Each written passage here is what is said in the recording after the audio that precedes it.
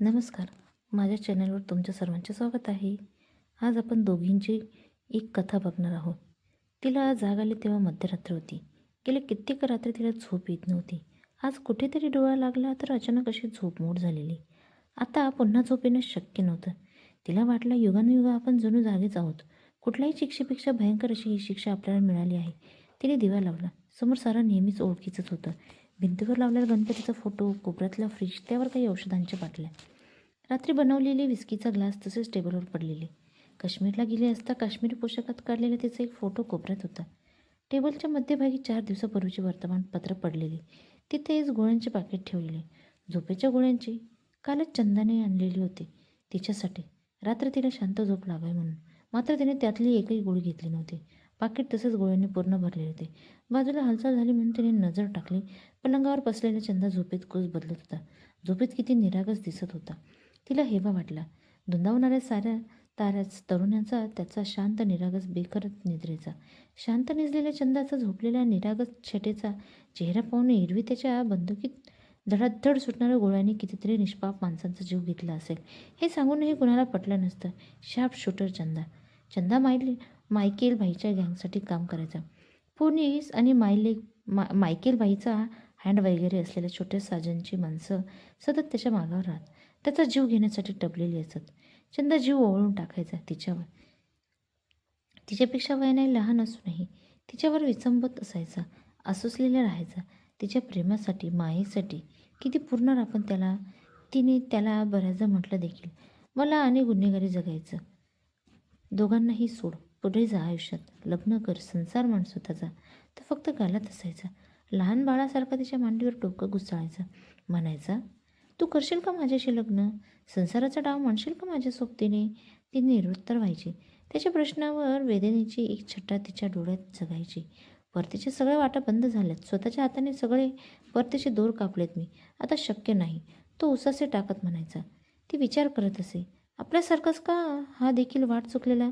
परतीची वाट नाहीच दोघांचीही नशिबात असं म्हणतात. दुःखाचा एकसमान धागा असलेली जीव नियती परस्परात बेमालूमपणे गुंतवते. त्यांना एकमेकांच्या जवळ आणते.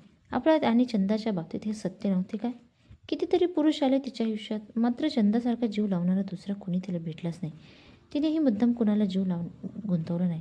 जे होतं ते सगळं व्यवहाराच्या पातळीवर. मात्र चंदासोबतच तिचं नातं व्यवहाराचं नव्हतं. ती खऱ्या अर्थाने त्याच्याशी रत होत होती. आसक्त होत होती. मनाने आणि शरीराने दोघेही. त्यांच्या चेहऱ्याकडे पाहता पाहता तिला आपली आई आठवली. परिस्थितीने गांजलेली पण जिवंत होती तोपर्यंत तिच्या डोक्यावर नभ बनवून सावळी धरणारी आणि आईनंतर आपल्यावर माया करणारा चंदा एकमेवच. नाही नाही, विसरलो आपण. ती स्वतःशीच चुपली. दुधाच्या साईसारखा माया करणारं होतं अजून कोणीतरी. कोण? अरुण्या. हो, अरुण्यास तिची आठवण येत होती.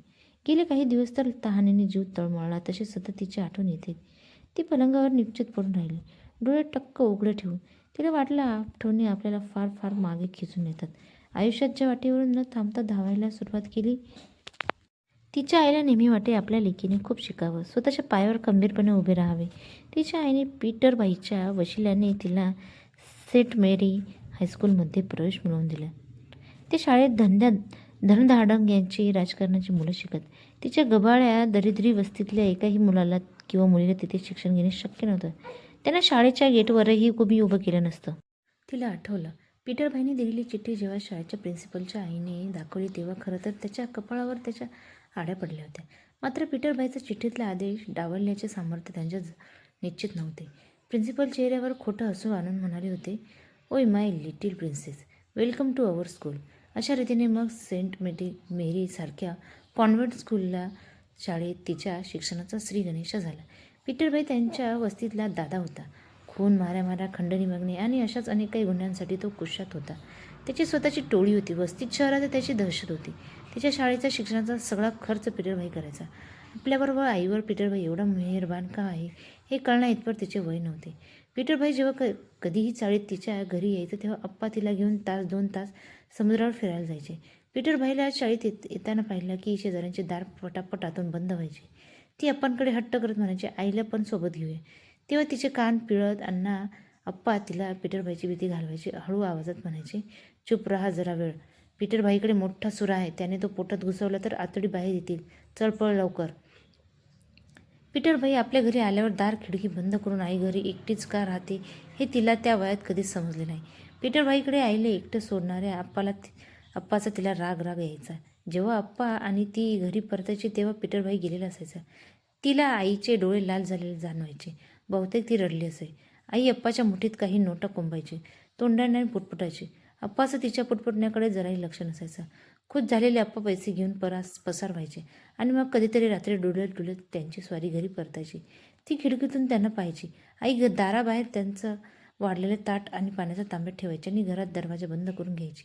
त्याचं अंथरूण देखील ती बाहेर टाकायची. रात्री कधीतरी अप्पा दार ठोठावत, पण आई दार कधीच उघडायची नव्हती.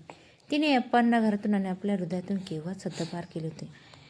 आई तिला कुशीत घेऊन झोपायची. आईचा पदर ओला झाल्याची तिच्या गालाला कधीतरी जाणवायचा. ती आईला घट्ट मिठी मारायची. तिला वाटायचं ही रात्र कधीच सरू नये. रात्र सरली तर आईच्या कुसेपासून, माईपासून आपण दुरावणार. तिला ते नको वाटायचं. एकदा शाळेतून घरी येत असताना तिला पाहिलं की चाळीच्या भिंतीवर कोणीतरी खोडसाळपणे खडूत काहीतरी लिहून ठेवलं होतं. ती जवळ जाऊन वाचू लागली. 1, 2, 3, 4 शेंबड्या अजूला बापच फार. तिने ते मोठ्याने वाचलं. तिला त्याचा अर्थ लागला नाही, पण मागून आलेल्या आईने तिला ते वाचताना पाहून बखुटीत धरून घरात नेला.